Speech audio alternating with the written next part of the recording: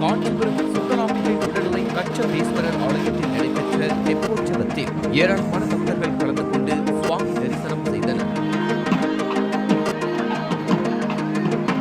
திருவண்ணாமலை மாவட்டம் வந்தவாசி அடுத்த மாம்பட்டு ஸ்ரீ முத்துமாரியம்மன் ஆலயத்தில் பங்குனி மாத அமாவாசையை முன்னிட்டு அர்த்தநாரி சிறப்பு அலங்காரத்தில் அம்மன் பக்தர்களுக்கு காட்சி அளித்தார்.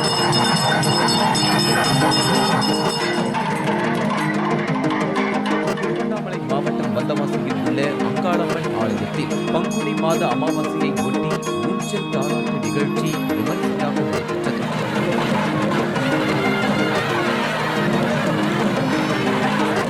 திண்டிவனம் அருகே வட சிறுவலூர் கிராமத்தில் வேடியம்மன் கோவிலில் நடைபெற்ற ஊஞ்சல் சேவை உற்சவத்தில் ஏராளமான பக்தர்கள் கலந்து கொண்டு சுவாமி தரிசனம் செய்தனர்.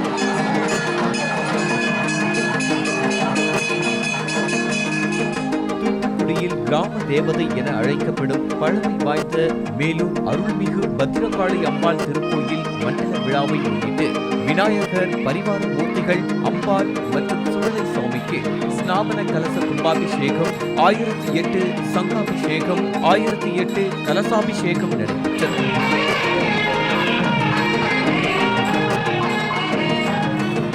ராம நவமி திருவிழா கும்பகோணம் ராமசாமி கோவிலில் நேற்று கொடியேற்றத்துடன் கோலாகலமாக தொடங்கியது.